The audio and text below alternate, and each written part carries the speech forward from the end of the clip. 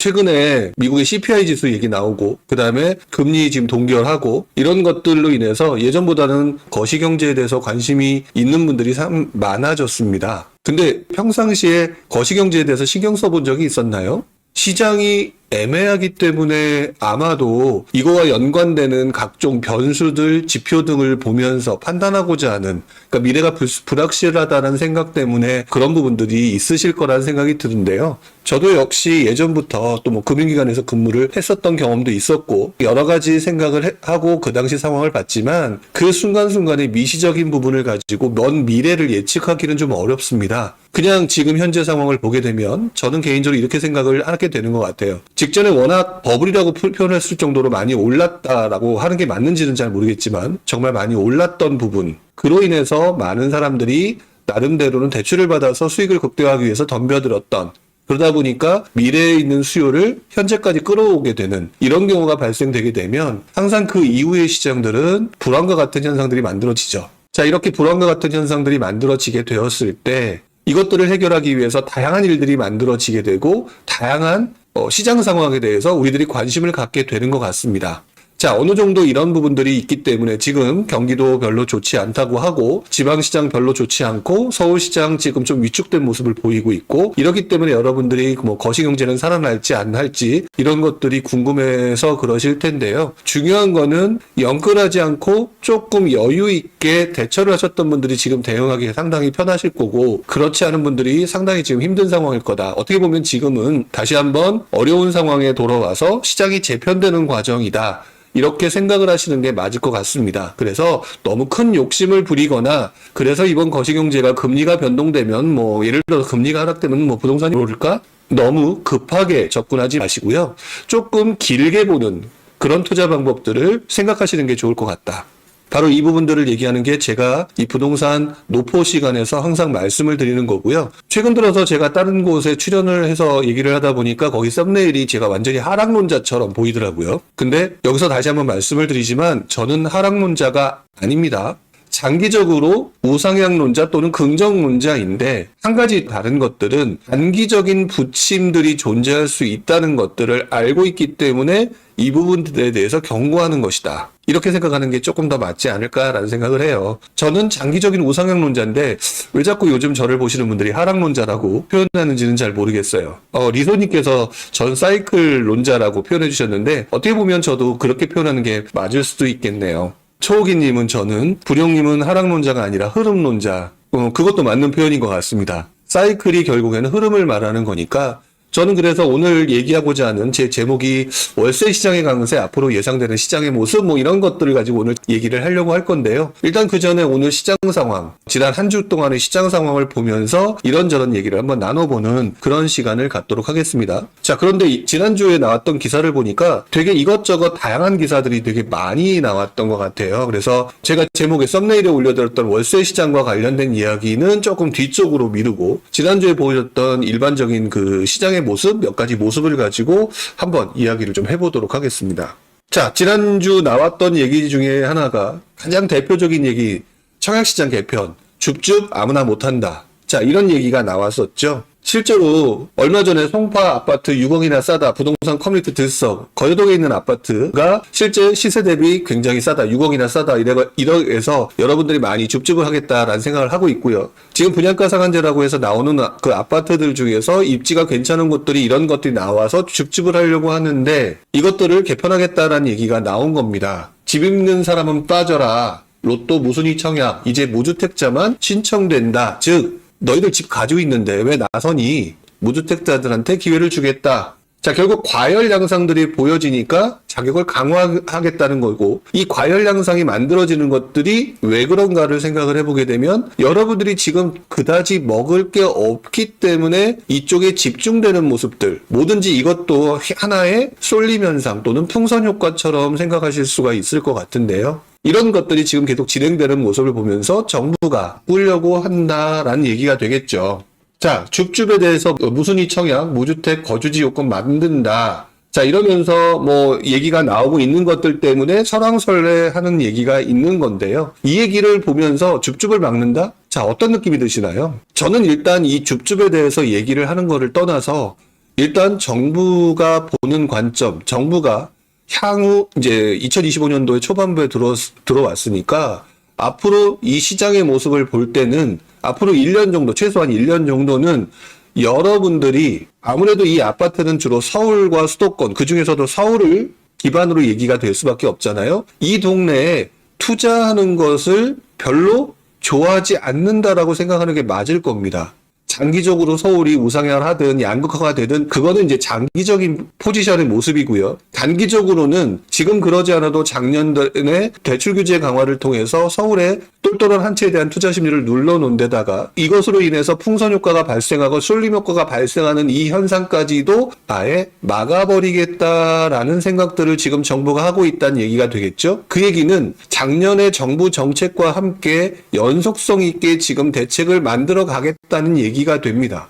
자, 그렇기 때문에 여러분들 제가 항상 말씀을 드리는 것 중에 하나가 정부 정책의 흐름에 맡겨서 투자를 해야 되지 거스르면서 투자하는 방식은 그렇게 맞지 않다라고 표현을 했잖아요. 아마 지금 정말 많은 분들이 서울의 A급 지역들의 양극화 현상들이 만들어지기 때문에 거기에 투자를 하라라고 얘기하시는 분이 많은데 그 말이 맞다 틀리다를 떠나서 그 말의 속성은 저는 굉장히 장기적인 포지션이라는 것을 의미한다는 사실을 여러분들이 알고 계셔야 된다고 생각을 합니다. 이 장기적인 포지션 속에서 실제 현상들이 어떤 현상들이 현재 만들어지게 되면 버틸 수 있는 사람들은 버티다가 나중에 큰 수확을 얻게 되는데 그렇지 못한 사람들은 그 전에 욕심부리다가 무너져서 기다리고 있던 또 다른 투자자들의 먹잇감이 되는 경우가 상당히 많다. 그리고 그런 시기가 주로 바로 요즘 같은 시기에 만들어진다라는 얘기들을 제가 하고 있고요. 제가 그동안 봐왔던 자산 투자, 부동산 투자 시장에서 항상 만들어졌던 모습이기도 하죠. 그래서 올 한 해 동안에 저는 서울 시장에 대해서는 사실 여러분들이 그다지 단기적으로 투자를 해서 돈을 벌 수 있을 만한 상황이라고 보기에는 정부의 정책의 일관성이 너무 뚜렷하다라고 보입니다. 그래서 여러분들이 항상 이 부분을 보면서 지금 서울 시장을 보는 게 맞다라고 생각이 들고요. 그 다음에 이 내용을 가지고 여러분들이 굉장히 속상해 하실 수도 있는 내용인데 저는 이 내용을 보면서 매번 이렇지 뭐 라는 입장입니다. 아마 이 방송을 보시는 여러분들은 이 내용을 보면서 이제 줍줍도 못하게 하고 도대체 뭐하란 말이냐 등등 여러 가지 소리를 하실 수 있는 부분이 있을 것 같다라는 생각이 들기는 하는데요. 제가 보기에는 원래부터 과거부터 지금까지 시장을 운영하는 정부의 입장에선 매번 나왔던 대책들입니다. 그래서 지금 현재의 대책, 지금 현재 이게 정부가 이렇게 추진하고 있는 이 현상들은요. 서울의 단기적인 강세를 어느 정도 막기 위한 정부의 포지셔닝의 모습일 뿐 중장기적으로도 계속 이렇게 된다라고 생각하실 필요는 없을 것 같아요. 지금 현재는 여러분들이 과도한 기대로 접근할 수 있는 것들을 막기 위해서 이러한 행동을 했으나 만약에 시장이 예를 들어서 서울시장에서 미분양이 발생하거나 또는 그 이후로도 거래가 잘 되지 않아서 부동산 시장뿐만 아니라 각종 건설 경기까지 생각을 하는 입장에서는 단기적으로는 움직이기가 어려우니까 조금이라도 싸게 살 수 있을 때는 가장 최악이라고 생각할 수 있을 때입니다.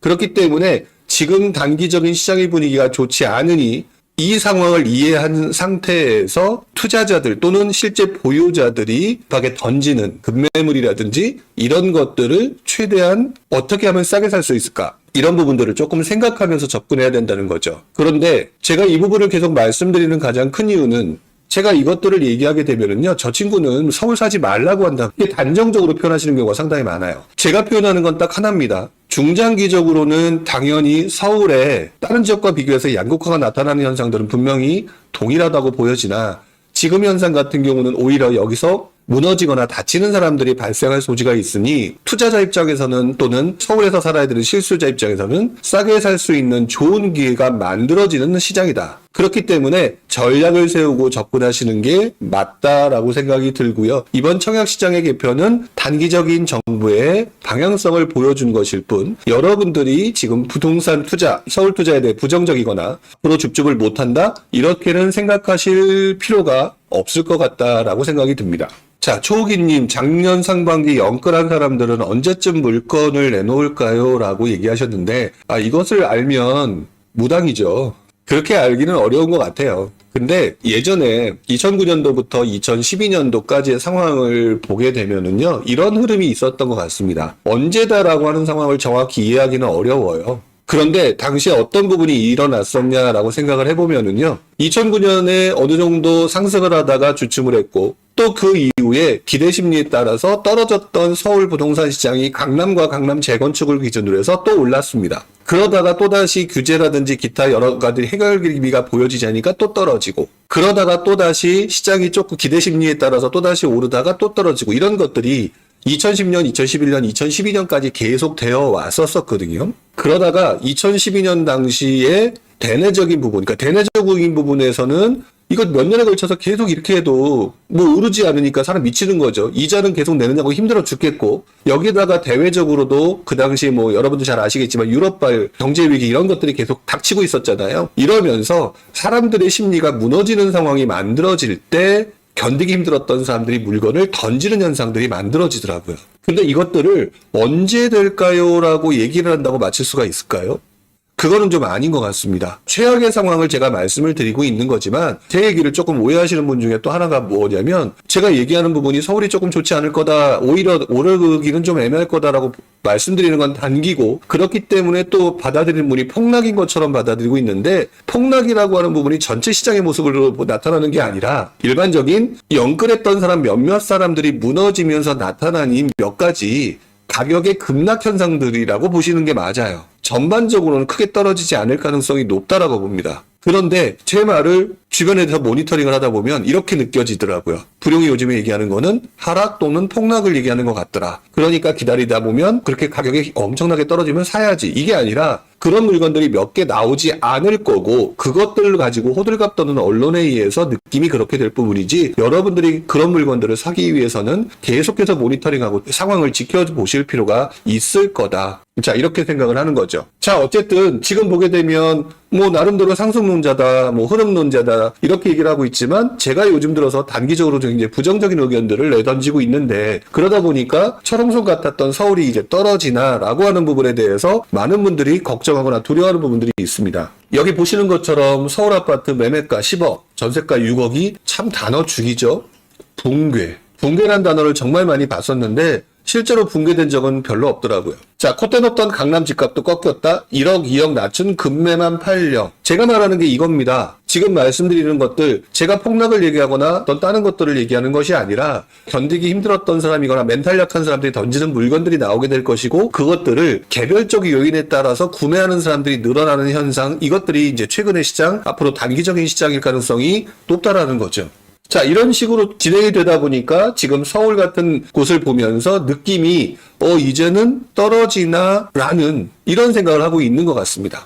1주택자인데요. 경기 하급지라 그런지 그래서 이동할 아파트는 오르지 않았고 떨어지진 않았고요. 실거래는 조금 1, 2천 떨어진 걸로 찍히고 아직도 팽팽하다. 일단 모니터링 하려고 하다가 사려고 한다. 매도 내놓은 집은 전세를 높여줄 생각도 있고요. 이게 보통 일반적인 사람들의 모습이고 실제 모습입니다. 시장의 가격이 급격히 떨어지는 거라기보다는 어떻게 보면 이 시장에 오면은 멘탈 약한 사람들이 물건을 던지게 되는 것이고요. 멘탈 강한 사람들이 이 물건들을 보면서 이 물건들을 쟁취해 나가는 그런 현상들이 만들어지는 것이지, 혹여라도 이 방송을 보시는 분들이 제 말을 착각해서 서울이 엄청나게 떨어진다라든지 이런 식으로까지는 생각하지 않으셨으면 좋겠다. 그리고 그 떨어지는 가격이 엄청나게 떨어진 가격이 보였다? 이런 것들은요, 기본적으로 멘탈이 약한 사람들에 의해서 나타나는 일부 지역의 현상들. 당장 한번 생각해 보세요. 여러분들이 여러 천세대 단지가 있는데 물건들이 급매물 내놓고 있는 사람들이 있고, 여러분들은 그 단지에 살고 있는 사람들이다.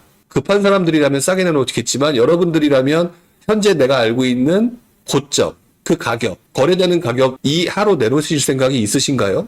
급매가 팔리게 되면 자연스럽게 원래 가격으로 돌아가는 게 당연한 심리입니다. 그렇기 때문에 여러분들은 그것들은 너무 걱정하지 않으셔도 좋을 것 같고요. 이 며칠 사이에 오세훈 시장이 토지거래 허가구역 해지 추진이라는 얘기가 계속 나오고 있죠. 솔직히 말하면 뭐 이것이 어떤 거다, 뭐 기대 심리가 되게 뛰어난 것도 있고, 자, 이런 것들이 나타나는데요. 저는 솔직히 말하면 약간 정치적인 여론몰이 같은 경우도 좀 있다라고 보는 입장입니다. 그리고 해지할 거다? 글쎄요. 해지를 한다 안 한다가 중요한 게 아니라 여러분들은 그거를 좀 하나를 알고 계셨으면 좋겠어요. 정치인 출신들의 자치단체장들이 했던 모습들을 보게 되면 어떻게 보면은 실제로 달성하는 경우도 있겠지만 여론몰이 같은 경우도 되게 많이 한다. 오세훈 시장이 옛날에 굉장히 했던 실제 사례 중에 하나가 여러분들 잘 알고 계시는 한강 르네상스가 있었었죠. 그걸로 인해서 용산이라든지 여의도라든지 그런 부분들이 굉장히 관심인도가 높아졌었지만 그 이후 어떻게 됐느냐? 지지부진해지기도 했었고 물론 또 서울시장이 바뀌면서 더 진행이 안 됐던 상황도 있겠죠.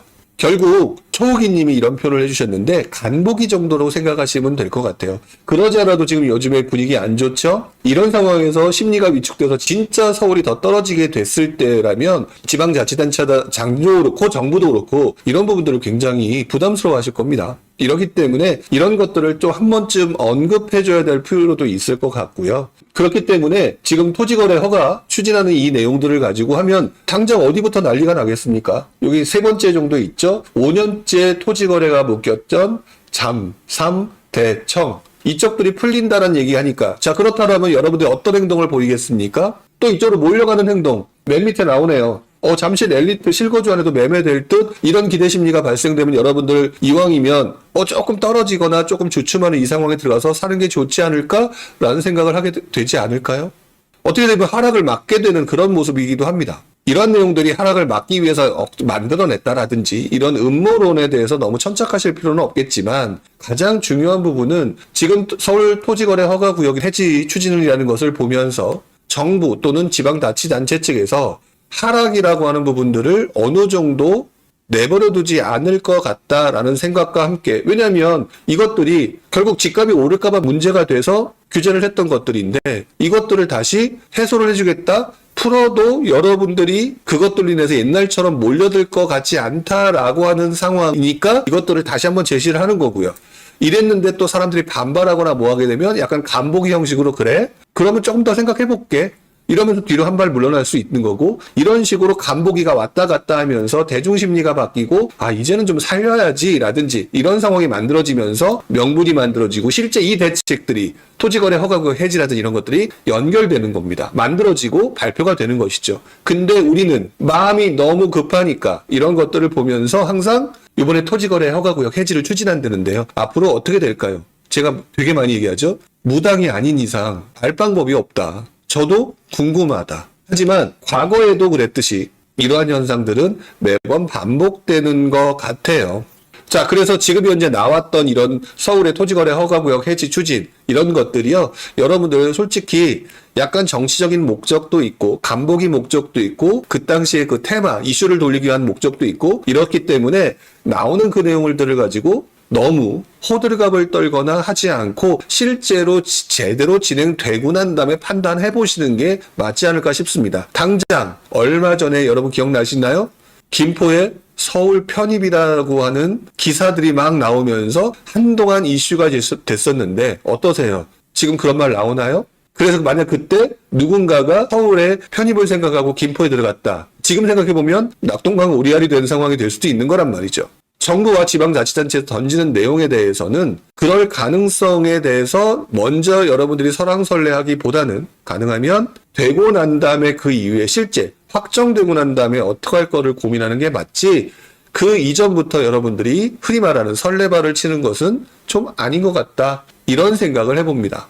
여러분들이 서울에 대해서 관심이 많기 때문에 이런 기사에 대해서 관심이 많고 이것 때문에 설왕설래 하겠지만 지방자치단체 또는 정부 입장에서는요.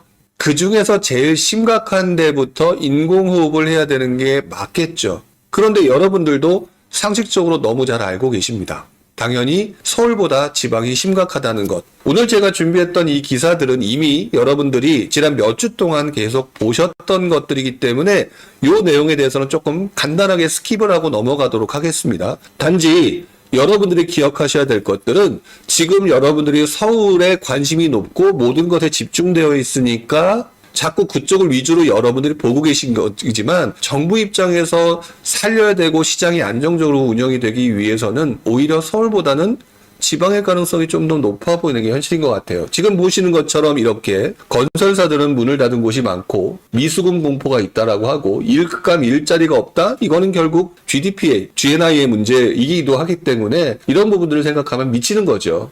아무리 미분양 무덤이라지만 대구에서 특공이 0건이 나왔다, 범어 자인을 됐다는데요? 라고 하지만 그거는 수성구의 얘기지. 사실 특공 접수 0건이 나왔다? 이게 시장 기반에 있는 모습이라는 거 생각해 보시면 될 것 같아요.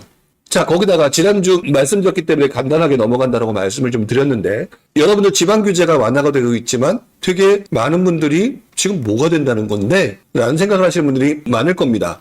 제가 볼 때는 여러분들이 투자를 하러 들어가고 싶어도 지금 정부의 규제 완화가 내 맘에 안 드는 거예요. 지금 서울은 토지거래 허가구역 해지 얘기가 나오니까 지금 단톡방이 랜드에서 막 난리가 났죠?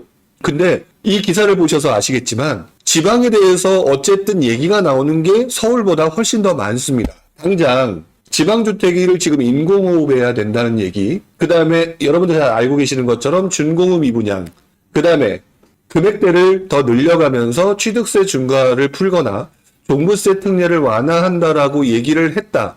솔직히 토지거래 허가구역 해제의 임팩트와 취득세 중과를 풀고 종부세 특례를 완화한다는 것에 대한 임팩트, 어느 게 세냐라고 하면 세금 완화거든요. 세금 완화 부분이 있는데도 불구하고 여러분들은 관심도가 그쪽에 있기 때문에, 즉 여러분들이 지금 뭘 하고 있느냐? 나의 관심사에 세상이 반응하는 거에만 여러분들이 반응하고 있다는 거죠.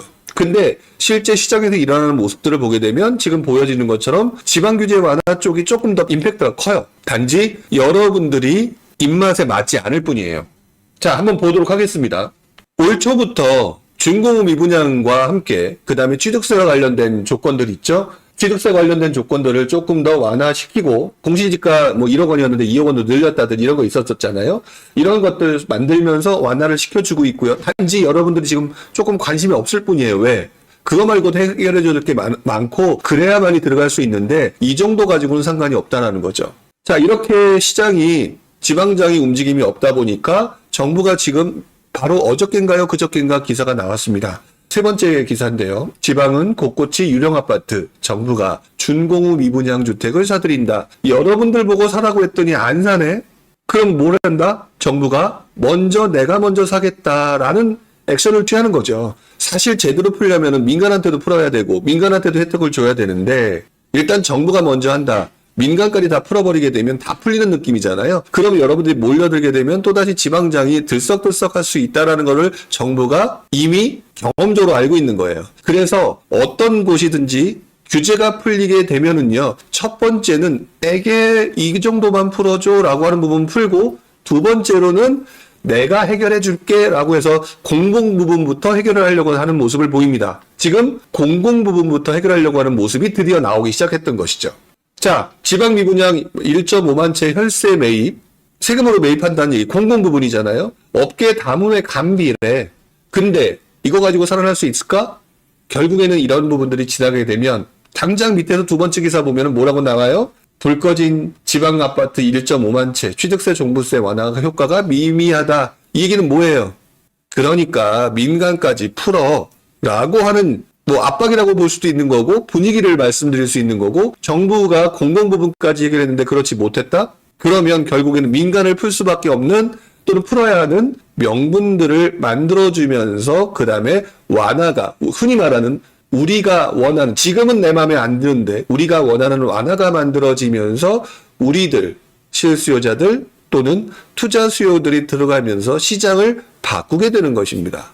이게 기본적인 패턴이고 제가 거의 약 한 30년 가까이 보면서 느끼면서 정리한 패턴이 있는데 결국 이 부분들을 나중에 하게 되면 우리 초호기님이 언급하신 토끼몰이처럼 만약 이런 게 나온다고 한번 생각해 보겠습니다. 서울하고요. 수도권에 지금 서울 같은 거 토지거래 허가구역을 해제한다 안 한다 안 하면서 안 해주고 있다가 지방 같은 경우는 나중에 이걸 풀었는데 나중에는 공공 부분도 안 돼서 준공업 미분양이 아니라 준공적 미분양도 풀어줄게, 취득세도 완화해줄게, 양도세도 완화해줄게 이러면은 여러분들 어디로 가게 될까요? 당연히 지금까지의 기본적인 모습은 서울이었으나 지방도 한번 고려해 볼까라는 상황이 만들어지는 게 바로 2009년도, 2008년도부터 2009년, 2010년도에 만들어졌던 서울 수도권 시장에서의 지방으로의 전환이 바로 이때 이러한 패턴을 통해서 만들어졌다는 얘기입니다. 이 부분을 지금 제가 여러 번 말씀을 드리고 있죠. 그런데 유감스럽게도 이런 부분에 대한 꼼꼼한 설명 또는 그 당시 일어났던 사회문화적, 역사적 현상들에 대한 설명이 없이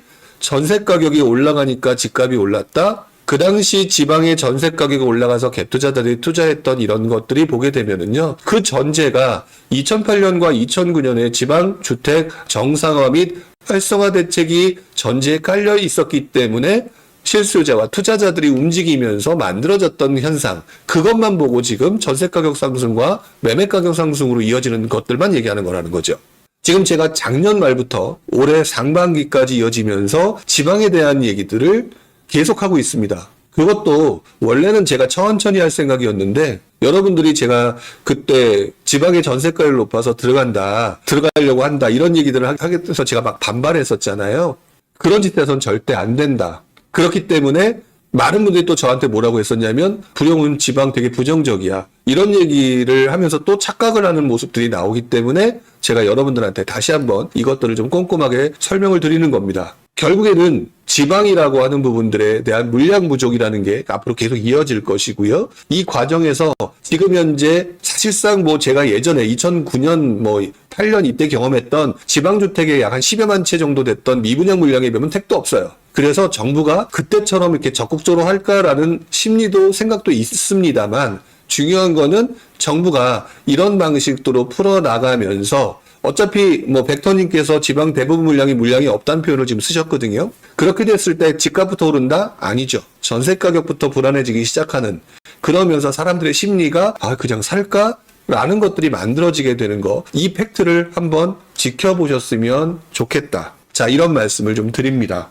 벡터님께서는 2012년, 13년도부터 저를 봤다라고 얘기를 해주시네요. 그 당시에는 제가 여러분들한테 시장이 위축되어 있는 상태에서 오히려 긍정적으로 살아날 것이니까 지금부터 준비해야 된다 이런 얘기들을 되게 많이 했던 시기라고 생각이 드네요. 근데 지금은 아직 그 단계로 접어들기보다는 오히려 상승장 직후 그렇게 오랜 시간이 지나지 않다 보니까 여전히 기대 심리가 좀 많은 이런 것들이 좀 있는 것 같아서 조금 여러분들이 원하지 않지만 좀 냉정한 소리를 하고 있다 이렇게 보시면 될 것 같아요. 자, 지난주 이제 오늘의 썸네일의 주제죠. 지난주에 신문기사를 정리하다가 이런 제목을 생각했습니다. 월세 시장의 강세가 지난 몇 개월 전부터 더욱 얘기가 많이 나오고 있네. 자, 그 내용이 왜 그런가를 살펴보게 되면 지금 전세대출과 관련된 이야기가 많이 나오고 있죠. 전세대출을 DSR을 붙인다라든지 그럼으로 인해서 임대인한테 평가하는 기준을 만든다라든지 계속해서 이런 식으로 전세대출을 흔드는 모습을 보이고 있는 것은 제가 볼 때는 이거라고 말씀을 드렸습니다. 지난 2009년과 14년, 15년 그 사이에 바로 이 전세대출에 대한 규제를 제대로 하지 못했기 때문에 전세시장의 폭등과 매매시장의 연결로 등 상승으로 연결됐던 그런 구조가 있기 때문에 정부는 그 부분을 해결하기 위해서 되게 많이 노력하고 있다. 그리고 그때부터 여러 가지 국토연구원이라든지 이런 데를 통해서 굉장히 많이 이 전세와 관련된 부분을 뭔가 해결하기 위한 방법들을 연구하고 있다. 이렇게 말씀을 드려왔는데 그럼으로 인해서 전세대출이 까다로워지다 보니까 여러분들 더더구나 또 밑에 있죠. 전세 사기. 전세 사기가 만들어지고 결국 이제 전세대출을 막 해주다 보니까 발생된 문제이기도 한데요. 이러다 보니까 전세대출도 해결해야 되고 그런 가운데서 지금 비아파트 부분 같은 경우는 그 어떤 것보다 월세 시장이 강력하게 오르고 있는 듯한 느낌이 듭니다. 사실 저 같아도 빌라 사고 싶지 않죠. 오피스텔 사고 싶지 않죠. 왜? 지금 내가 본 게 빌라 같은 경우 지금 경매건을 보게 되면요. 거의 대부분이 임차인들이 들어와 있는데 전세 가격이 너무 높아요. 이분들이 과연 그 피와 같은 보증금을 가져갈 수 있을까 싶을 정도로의 얘기들이 되게 많다라는 거죠. 그렇기 때문에 이런 모습들을 보면서 지금 비아파트 부분 같은 경우는 지금 정부가 재작년부터 비아파트 부분을 풀어주고 있음에도 불구하고 비아파트, 그러니까 빌라 같은 경우에 매매 시장이 여전히 시원찮죠. 왜? 나라도 안 사고 싶으니까. 이제 이런 상황에서 지금 월세 가격이 계속 올라가고 오피스텔도 월세 가격이 계속 올라가는 현상들이 만들어지고 있다는 거죠. 그러면서 여러분들이 이 현상들을 보면서 이게 앞으로 어떻게 될까라고 생각을 하지만 또 한편으로는 여전히 여러분들이 계속 서울 쪽만 보고 있다라고 얘기했던 것처럼 지금도 아파트만 보고 계신 분들은 빌라나 오피스텔이나 이쪽 부분들은 쳐다보지 않는다는 거죠. 그런데 일부에서는 지금 현재 조금씩 이 월세 시장을 눈여겨보는 사람들이 늘어나고 있다는 사실을 얘기하고자 함입니다. 월세 시장의 강세가 이러한 현상들을 계속 강하게 만들고 있다. 전세대출, 까다로워지는 전세대출, 전세 사기 문제, 이러므로써 발생되는 비아파트에 대한 매매 수요의 감소, 그러다 보니까 나타나는 전월세 수요 중에서도 월세로만 약간 몰려가는 듯한 수요의 증가, 가격은 떨어지고 월세 가격은 올라가게 되면 투자자들의 입장에서 보게 되면 수익률이 높아지는 현상들이 만들어지죠. 그래서 미리 말씀을 드리지만 수익률이 높아지는 현상들이 만들어지는 것들은 주로 상승장 이후의 모습이고요.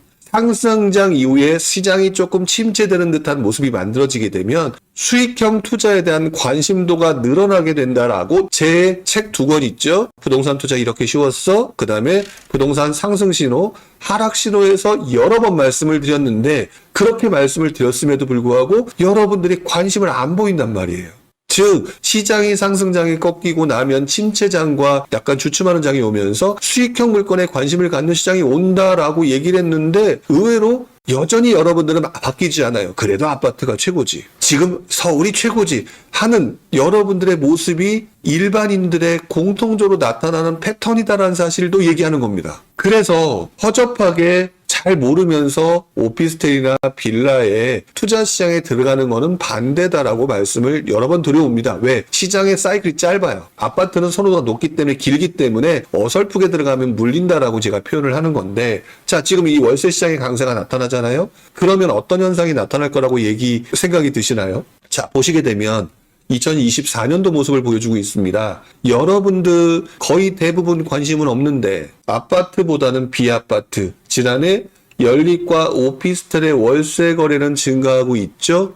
빌라를 사가지고 힘들어하는 사람들이 분명히 있었을 겁니다. 역전세 때문에. 그런데 나름대로 월세 가격이 올라서 그래도 숨통이 트이는 사람들도 있겠죠. 그리고 누군가는 남들이 좋아하거나 대다수의 사람들이 쫓는 그 물건들 외에 그렇지 않은 물건 중에서 싸게 사면 수익률을 극대화할 수 있는 상품이 이 상품일까라는 현상들이 만들어지면서 이렇게 관심도가 늘어나고 있다는 얘기. 다만 대다수의 사람들의 모습은 아닌 거겠죠. 더더구나 전세대출 보증 비율이 뚝 떨어진다라고 얘기하니 그렇다면 우리들이 지금 기대하는 전세 가격의 상승과 매매 가격의 상승은 조금 뒤로 미뤄지지 않을까요? 왜? 전세대출을 받기가 어려운데 이거 어떻게 되나요? 이것들이 올 한해 계속 된다고 한번 생각해 보세요. 어떻게 될까요? 그러면 전세 가격이 올라가서 매매 가격이 올라갈 거야 라고 하는 심리가 아닌가 라고 하면서 지금 현재 있는 방법을 이용해야 된다라는 생각을 가진 사람들이 늘어나지 않을까요? 지금 월세가 30% 올랐다, 수익률이 달라진 임대주택 이러면서 막 오르는 월세 시대 여기가 아파트보다 낫다는데 내가 관심이 없어서 그렇지 신문지상에서 이것을 보면서 관심도가 높아지지 않을까? 라는 느낌이 들지 않으시나요? 자 이러면서 여기가 아파트보다 낫대요. 이런 기사가 나오면 관심도가 보여주는 사람들이 있다는 거죠. 전세 사기 공급난에 서울 빌라 월세 치솟는데 여러분들은 머릿속에 뇌구조가 99%가 아파트야. 1%가 빌라, 비아파트 부분인데 여기 들어갈 데가 있나요? 하지만 시장에서는 이런 현상들이 지금 만들어지고 있는 게 대세가 아닐 수는 있어도 보이고 있다라는 얘기입니다. 이게 바로 제가 2년 전부터 얘기를 해왔던 비아파트 부분에 대한 대책이 늘어날 것이고 수익형 투자에 대한 관심이 늘어날 것이고 그리고 정부 정책의 누적 효과가 만들어지게 될 것이다. 여러분들 비아파트 부분에 대한 정부 정책이 지금 거의 2년에 걸쳐서 띄엄띄엄 만들어지고 있습니다. 꾸준히 제 방송을 보셨던 분들 제가 2년 전부터 비아파트 부분에 대해서 정부 규제가 풀어질 거다. 정부 정책의 누적 효과다. 정부 정책은 띄엄띄엄 마음에 들지 않는 대책이 쌓이면서 시장 환경이 만들어지면서 여러분들의 관심도가 넘어가는 과정이 있기 때문에 생각보다 오래 걸린다. 상승장의 그런 투자 방법의 기술이 아니다. 들어보신 분들 있으시죠? 새로 들어오신 분들은 잘 무슨 얘기인가 계속 들으시면 이제 이해하실 거예요. 그렇게 이어지고 있었거든요. 그런데 지금 월세 시장에 그런 현상들이 만들어지고 있다. 자, 이렇게 만들어지게 되면은요. 아주 자연스럽게 이 분야에 관심을 짓는 사람들이 늘어나고, 지금 여러분들 몰라서 그렇지 유튜브에는요, 자연스럽게 실투자 금액 이 금액으로 월세 수익률 몇 %입니다 라고 하는 것들이 늘어나기 시작하고 있습니다. 이것들로 여러분들의 분위기를 바꾸는 게 만들어지게 될 거고요. 이것을 제가 왜 말씀드리느냐, 바로 2009년도 이후에 서울 수도권 시장이 바로 이런 시장들이 만들어졌기 때문에 이 가능성이 비슷하게 만들어지고 있기 때문에 여러분들한테 얘기를 좀 하고 있는 겁니다. 자, 개발자 D님이라고 하셨네요. 전세 만기가 다가오는데 실거주하는 입장에서는 매수를 해둬도 될까요? 이제 슬슬 지쳐가는데 라고 얘기를 하고 계시죠? 사실 약간 시간적인 여유는 있다라고 보는데요. 전세를 한 번 더 사는 거는 괜찮다라고 본다는 얘기죠. 왜? 중간에 어쨌든 여러분들은 그러 살다가도 바꿀 수 있는 거니까.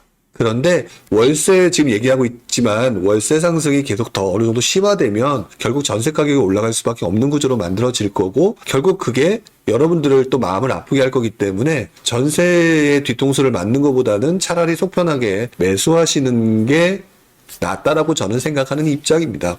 그러니까 그런 관점으로 생각하고 판단하시는 게 좋아요. 자, 초호기님께서 이렇게 써주셨습니다.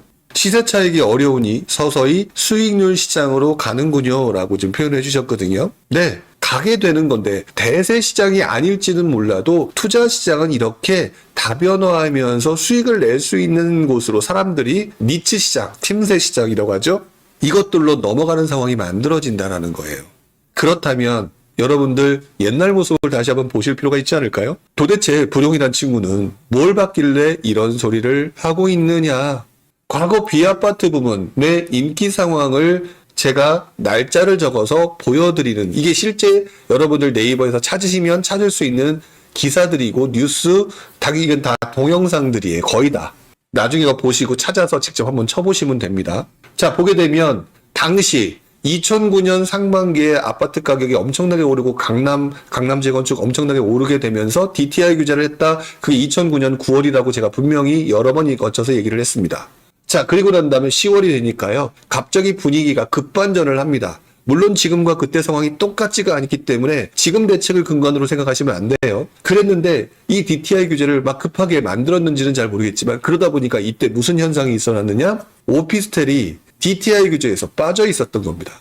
자, 그 과정에서 어떤 현상들이 만들어졌느냐? 오피스텔을 사게 되면 규제를 안 받고 살 수 있대라는 얘기가 나왔고요. 더더구나요, 이때 나왔던 대책 중에 하나가 바로 B아파트 부분의 활성화, 그러면서 이때 나왔던 그 대표적인 오피스텔 관련된 대책이 다당난방 허용이 이때 나옵니다. 요즘 같은 경우는 생수를 풀어주거나 이러면서 뭔가 B아파트 부분을 좀 풀어주는 듯한 느낌들이 만들어지죠. 역시 마찬가지로 당시에 대충 살펴보고 정부 정책들을 확인해 보니까 대출은 풀려 있지, 난방도 해준다고 하지, 그때 주거용으로 허용을 해준 거거든요. 이렇게 만들어지니까 그러면 오피스텔 해야 되겠네 라는 상황들이 만들어졌는데, 그때 많은 사람들이 우르르 몰려갔을까요? 일부 사람들부터 움직였을까요? 제가 옛날에 이런 걸 안 해보고 초보자였다면 이런 것들을 여러분들한테 기억하고 설명하지 못하겠죠? 자, 그러면서 2010년 1월달 09년도에 이런 현상들이 만들어지면서 전세 가격이 올라가면서, 그때는 지금 월세 가격을 넘어서서 그때는 전세 대출을 막 해줄 때니까 전세난이 만들어지니까 오피스텔에 투자금이 적게 들어가는 상황이 만들어진다. 그러면서 이때 오피스텔 가격이, 매매 가격이 밀려 올라가는 현상, 물론 지금 기준으로 1, 2억을 말하는 게 아니에요. 풀을 뜯어먹어야 되는 시간에 1,000만 원을 벌고 2,000만 원을 벌 수 있는 시기가 됐으니 오피스텔이라도 사야 되겠다는 사람들이 만들어지지 않을까요? 이러면서 오피스텔이 활짝. 그러면서 그해 중반에는 오피스텔에 대한 청약 열기가, 바닥난방도 허용해줬지. 자, 그럼 월세를 높여받을 수 있지 않을까? 즉, 새로운 시장 환경이 만들어지면서 여러분들 2009년, 2010년 초반까지만 하더라도 여러분들 오피스텔 투자 이런 거 관심조차 없었다고요. 당시에는. 왜? 1, 2년 전만 하더라도 아파트, 강남 아파트, 일반 노도강 이게 최고였었는데, 이런 상황이 되다가 자연스럽게 새로운 시장 환경이 한두 개 새로운 문화가 만들어지고 이것들이 문화가 현상이 되고 이러면서 2010년 10월 달에 뭐라고 하는 기사가 나왔다? 오피스텔 인기, 수익형 부동산에 몰린다. 그런데 빌라는 안 그랬을까요?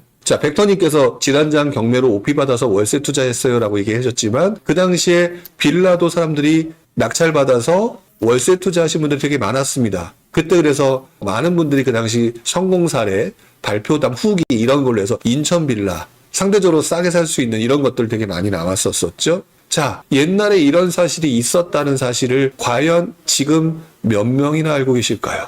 그리고 지금 전문가이라고 얘기하시는 분들 중에서 구력이 짧으신 분들 이거 알고 계실까요? 이런 현상들이 일어났었다는 거. 그래서 저는 여러분들한테 그래도 조금 과거를 경험한 사람 입장에서 유행하는 투자 상품에 대해서는 그렇게 반대하는 이유가 여기에 있습니다. 평생의 투자를 위해서는요, 여러분들의 실력이 늘어야 되고 여러분들의 실력이 늘기 위해서 가져야 될 공통의 패턴은 유행하는 것들의 뒷공무니만 쫓아다녀봤자 말짱 도루묵이고 여러분들이 들어갈 때쯤이면 그분들은 이미 벌고 빠져나오는 시장인 경우가 많다.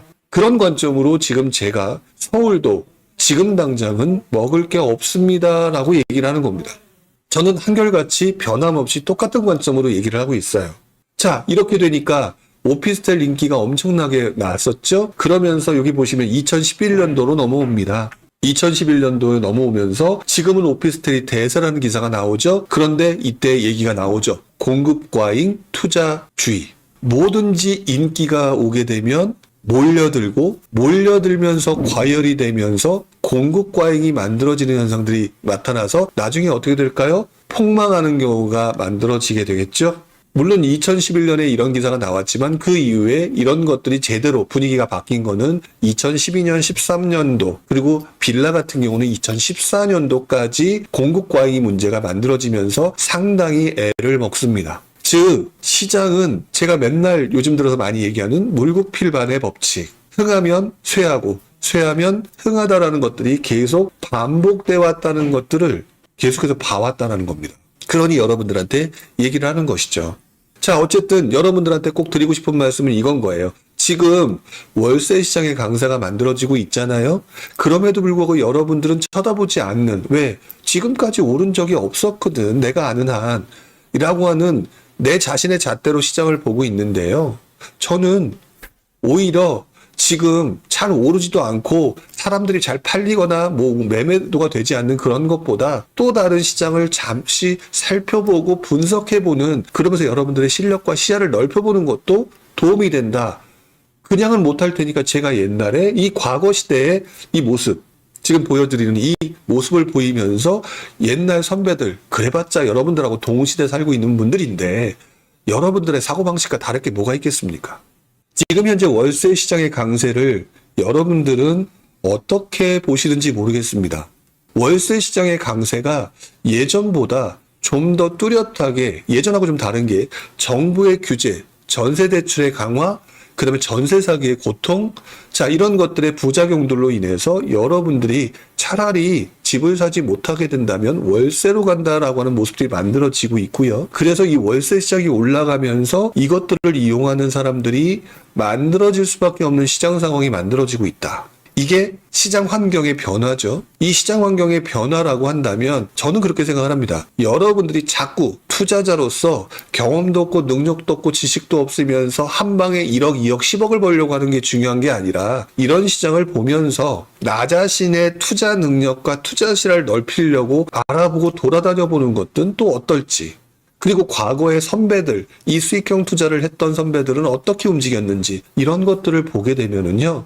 다시 이 시장이 지나서 이번에 성공 못할 수도 있죠. 저는 여러분들한테 당장의 성공이 중요한 게 아니라고 저는 생각을 하거든요. 그렇다면 여러분들은 이미 상승장의 움직임을 봤던 사람입니다. 그리고 제가 그때 갯벌리기, 갯매우기 얘기했던 것도 기억나시죠? 이런 가운데 상승장이 오게 되면 그 옛날에 경험했던 여러분들의 방식을 이용하는 거고, 또다시 시장이 꺾이게 되면 지금 여러분들이 새로운 지식으로 넣고 있는 이 월세 시장과 수익형 투자 시장의 분위기를 경험해 보시면서 이것들이 그때는 조금 더 객관화되겠죠. 그러면 상승장과 그렇지 않은 시장에서의 투자 방법들을 다 알게 됐는데 여러분들이 실력이 안 느는 게 이상한 거죠. 벡터님께서 이런 표현을 좀 해주셨네요. 옛날에 그때 썩비를 사서 천뛰기가 유행이었죠. 제가 아는 분들한테 물어본 적이 있습니다. 여러분들은 얼마를 벌고 싶으세요? 라고 얘기를 하다 보니까 기본적으로 억대를 얘기하시는 분들이 많더라고요.